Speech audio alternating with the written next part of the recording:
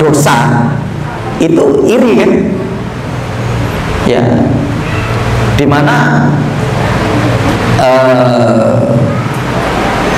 para ulama mengatakan kan begitu ya, minimal pada dua hal kan pokok dosa itu. Pertama kiber, ya, wal kibru akhraja Adam minal jannah, karena sombong, ya,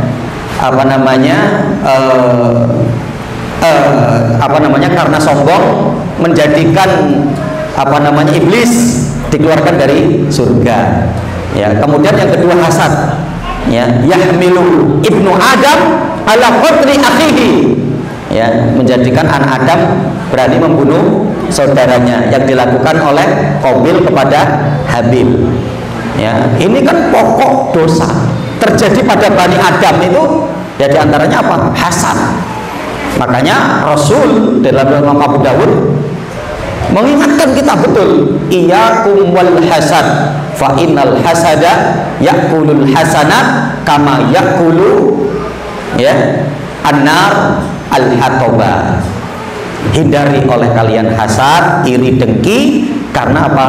Iri dengki itu dapat memakan kebaikan sebagaimana, ya, api yang melalap kayu bakar kering. Ya, jadi api itu semangat itu ya kalau membakar kayu bakar yang kering. Jadi apa? Yang bisa jadi nanti kita berasa membawa amal banyak, ternyata di hadapan Allah haba'an mansura, seperti debu yang berterbangan, habis amal kita. Kenapa? Karena yang selalu ada pada diri kita iri dan dengki terhadap saudara kita. Akhirnya kan macam-macam ya, pikirannya buruk, niatannya buruk, suudonnya adalah don buruk terus, begitu ya. Maka ini pintu syaitan. Begitu juga dengan apa? Tamak, rakus. Ya, Rasul mengatakan di sini, madibani ja'iani ursila fi ghanamin bi afsadalah min hirsil mar'i 'alal mali wa syarafi lidini. Tidaklah ketika dua serigala yang ketika diutus untuk memangsa ghanam, kambing, itu tidaklah jauh lebih berbahaya daripada ketika seorang yang rakus dengan harta dan kemuliaan agama. Ya, jadi dia untuk meraih kemuliaan melalui agamanya, untuk biar terpandang dan sebagainya. Ini bahaya. Ya, orang yang dimana rakus terhadap dunia, mal, itu lebih merusak daripada, ya, serigala tadi, ya, dhiban, dua serigala yang diutus untuk, ya, memakan daripada tawanan kambing gitu ya. Jadi itu lebih akan merusak. Maka, ya, ini yang perlu untuk dikontrol. Karena apa? Memang manusia itu sifatnya tidak puas pada perkara duniawi, tapi apa? Semua ini perkaranya untuk dikendalikan, kan begitu ya. Tadi ya poin 1, marah dan syahwat, ya dikendalikan, kan begitu konsepnya. Karena apa? Kita nggak bisa menghindarkan itu, gitu kan? Ya, nggak bisa kita menghindarkan itu. Udah nggak boleh, ustadz itu nggak boleh punya syahwat. Lebih ya, mau punya anak bagaimana? Gitu kan? Ya kan? Tapi kan dikondisikan. Tadi juga apa? Wal kadhiminal ghaid. Apakah kita untuk membuang marah? Bukan, tapi mengondisikan marah. Begitu juga dengan apa? Iri. Semua kita punya sifat itu. Tapi bagaimana untuk kita kondisikan? Begitu juga apa? Tamak. Ya, itu juga adanya sifat pada diri kita, tapi apa? Untuk kemudian apa? Dikondisikan. Ya, karenanya Rasul dalam kitab Muslim mengatakan begitu, yaitu apa? Laukana libdi Adam wadiyani min malik labtaghalahu masalisan. Untuk anak Adam ini, kalau diberikan 2 lembah dari emas, dia akan mencari yang ketiga. Diberi yang ketiga, dia akan mencari yang keempat, dan dia tidak akan merasa puas kecuali sampai apa? Mulutnya sudah disumpal dengan tanah. Jangan sampai kita kemudian untuk tamak, yang kemudian dengan tamak itu menjadikan berpaling dari ibadah, dari taat kepada Allah, dari seorang muslim yang benar, jadi seorang muslim yang baik, ya, hanya gara-gara untuk mengejar daripada perkara duniawi. Artinya kan begitu ya. Ini poin yang kedua. Poin yang ketiga, kenyang lantaran makan. Nah, gitu ya.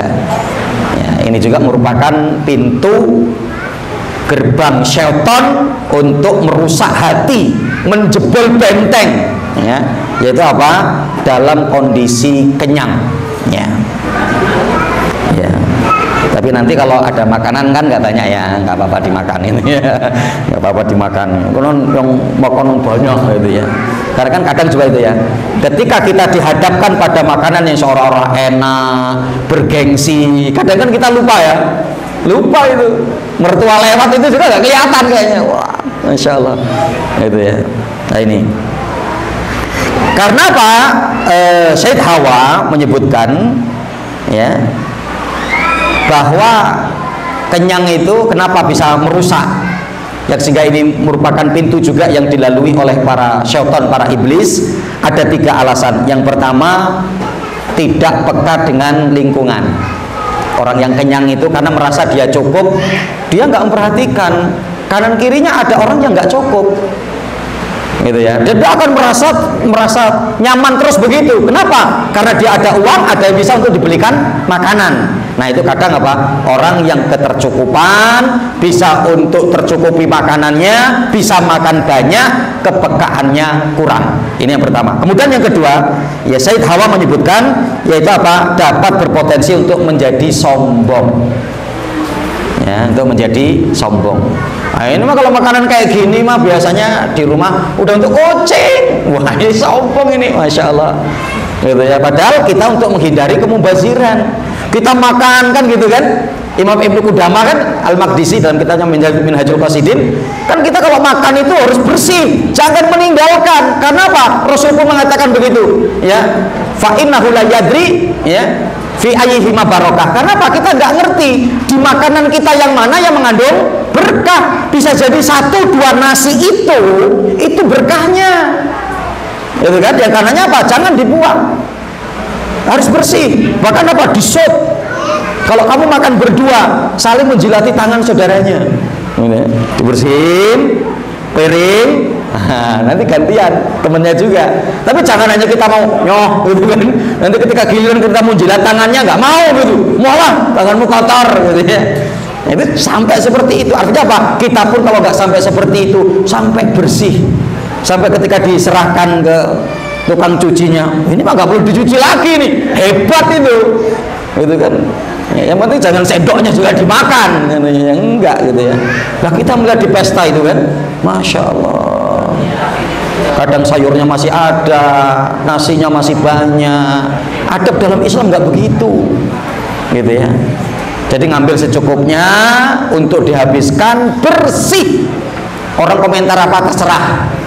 Koyo kucing habis-bis nggak apa-apa. Ini sunnah, gitu kan. Masa sampai bersih, ini sunnah. Ya kan begitu ya. Ini yang kedua. Ya, kenapa? Sebab diantaranya kenyang itu juga merupakan pintu jalannya setan untuk masuk ke dalam hati, karena akan menimbulkan sombong. Kemudian yang kedua, yang ketiga, merusak fisik. Ya, merusak fisik. Makanya Allah pun mengatakan begitu ya. Falyamduril insanu ila ta'amih. Hendaklah manusia itu melihat apa yang dia makan. Hari ini anak-anak kecil sudah banyak yang kena diabetes, masya Allah, ya. Jadi dari faktor makanan, ya. Kemudian yang keempat, tergesa-gesa. Ya, pintu yang bisa dilalui oleh syaitan itu adalah tergesa-gesa. Ya. Nah nanti beda ya, sesuai dengan apa kita untuk wasari'u bersegera, dengan tergesa-gesa tentunya beda, ya. Nah, kita mendapati Rasul mengatakan al-ajalatu minasyaiton wa ta'anni minallah. Dalam riwayat Imam Tirmidzi Rasul mengatakan tergesa-gesa itu dari syaitan dan berpelan-pelan itu dari Allah, ya. Artinya kalau bersegera itu terencana, kalau bersegera itu sesuai dengan aturan syar'i, gitu kan? Ya pokoknya dikerjakan untuk bersegera, tidak tunggu-tunggu nanti, gitu kan? Tapi kalau al-ajalah, terburu-buru itu apa? Tanpa rencana, gerupak-gerupuk, gitu kan? Nah, tahu-tahu bermasalah. Artinya kan seperti itu ya. Maka termasuk kita ke masjid, ya, itu pun sesuai syar'inya apa? Ya pelan-pelan. Ya, idza ataitumul masjid fa'alaikum bisakinati wal waqar. Ya. Jadi Rasul mengatakan begitu. Kalau kamu mendatangi masjid, datangilah masjid itu dengan sakinah dan penuh pelan-pelan. Ya, jangan ketika sudah komat lari, sudah rokok biar dapat rokok bersama imam, ingin nggak ketinggalan gitu ya. Di depan pintu dia juga udah rokok terus maju gitu ya. Dulu pernah terjadi di zaman para sahabat. Ya Rasulullah, tadi ketika engkau rokok, karena engkau mengatakan bahwa kita mendapatkan rokaat itu ketika mendapati rokok bersama imam, maka ketika di depan pintu saya sudah rokok. Nah terus kamu ke depannya bagaimana? You jalan sambil rokok gitu ya. Untung nggak nombor pantat orang depannya gitu ya, maaf ya gitu ya. Terus kata Rasulullah, nggak apa-apa, tapi jangan diulangi, nggak bener itu gitu kan, nggak bener. Maka apa yang nanti kamu dapatkan bersama imam, yaitu bagianmu, nggak masalah. Sudah rakaat terakhir, contoh mungkin sudah dapat tahiyat akhir, ya sudah, nggak perlu lari-lari ke sandung malah, masya Allah, benjol sininya, gitu kan?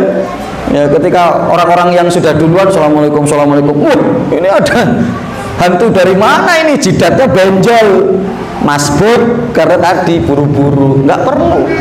Apa yang kamu dapati bersama imam, yaitu yang kamu dapat. Apa yang kamu tertinggal, maka sempurnakanlah. Islam begitu ya. Nah, ini yang keempat. Yang kelima, bakhil dan takut fakir. Pintu yang akan dijebol oleh setan, menembus benteng hati yang bagus, yang bersih, yang sehat itu apa? Melalui pintu bakhil ya. Jadi bahkan nanti di dalam surat Ali Imran ayat 180, orang yang bakhil itu merasa bahwa apa yang dia lakukan itu benar dan akan membawa dampak positif gitu ya. Padahal tidak seperti itu ya. Nah ini. Jadi Rasul pun sudah mengingatkan kita, iyakum wasyuh fa inna suha ahlaka man kana qablakum. Hindari oleh kalian yaitu bakhil, pelit, karena apa? Pelit dan bakhil itu sudah menghancurkan orang-orang sebelum kalian.